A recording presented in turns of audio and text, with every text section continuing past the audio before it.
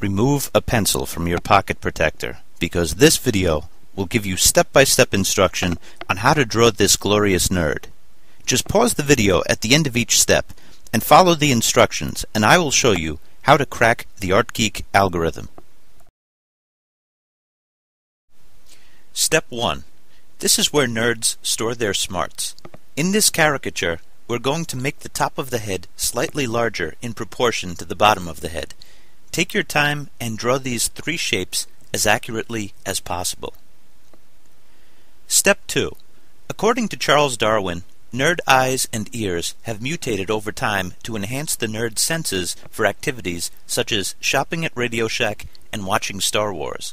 The eyes and ears are very important to this caricature. Make the glasses and ears oversized compared to the bottom of the face. Usually, the ears will be as long as the length from the top of the eyes to the bottom of the nose, but we are ignoring that rule in this drawing and making them identical to the height of the glasses. Don't forget the eyebrow shapes above the glasses. Step 3. Draw the nose shape and the wrinkle lines. Then complete the outline of the face. Make sure that you keep the bottom of the face smaller than the top. Step 4. Draw a half circle for the mouth. Then add the details. Here's a close-up. Step 5. Add the lines to separate the teeth. For a realistic portrait, you don't want to go dark between each tooth, but for this caricature, it's okay. Step 6. Draw in the braces. Please note that the braces are just small rectangles over each tooth, connected by wire. Step 7. Draw in the eyes.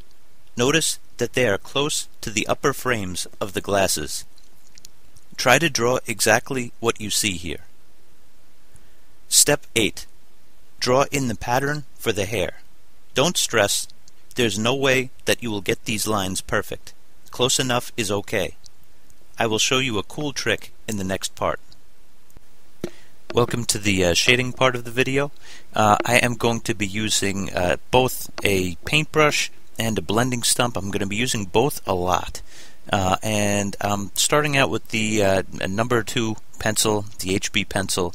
I'm making the frames kind of dark. I'm not covering the entire thing, so look closely if you can.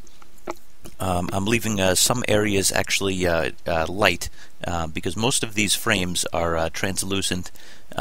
Some light gets through it, so I'm putting some areas dark, some areas light. It doesn't matter so much which areas you put dark and which areas you put light, so you can switch it up a little bit. My main point, make sure that you put some areas dark, some areas light. Look up in the upper corner of the left eye, or the one on our right, his left eye.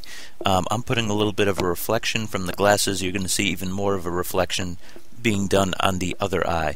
And I shaded that area first, but then I go in with the pencil, and I don't know why it is. It just leaves a realistic, more sophisticated mark if you go over it first with the hatching and then you erase it. Maybe because it blends in a little bit better.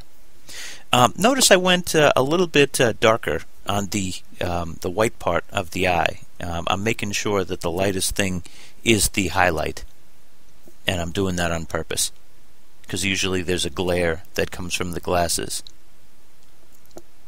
I use the blending stump to pretty much cover in the area. Blending stump, it's just rolled up paper. That's all it is. You can buy it in almost any art supply store. You could get it from my website. You could get it online. It's all over the place. Tortillion is the word, Tortillion. Search for that or blending stump. You're seeing me use the paintbrush a little bit now. I just go back and forth. Usually if I need a straight line, I'm going to go in with the blending stump. And that's an older blending stump. I like the ones that are older, actually, because they have the graphite on it already, and it's just you just rub it over the new area, and you get a nice even coat. Same thing with my paintbrush. I've gotten a few questions like that. Do I have water on my paintbrush? No water. Graphite is slippery. And it's just, I have an old brush that I've been using. I never used it for painting. I just used it for this. It's a bristle brush. I just go over my drawing with the paintbrush. I do read your questions. I read everybody's questions. As the head turns, I'm going to make it darker in the corners. The middle of the forehead is going to be a little bit lighter. Now, that confusing shape from step 8. Notice what I'm doing. This is the cool trick. I am filling in either side of that confusing shape and a little bit in the middle. You'll see me do after I do the side of the head. And then you can see me go over it with the paintbrush. And what I'm going to do is I'm going to pull the graphite over, and it's going to look, you see, it looks like a thinner area of hair. It also looks like a highlight on top. Not thinner as in bald spot, but like the, in terms of the tones of the hair. It differentiates it a bit. Let's see, lower part of the face. It's generally darker, and it's going to be the case this time.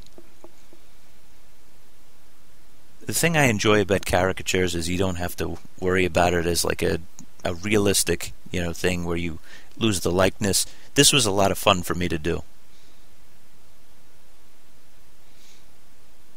Again, there's no the thing that I'm using is not like a pencil. It's just rolled paper. That's it, and it has remnants from the last shading that I did, whichever video that was, and I'm just using it again. But I just add and take away, add and take away. By the way, anytime you see me use a green pencil, that's a 6B pencil. So B is for black. It's basically the darker pencil. And the yellow one is the HB, and the HB was totally dominant on this one.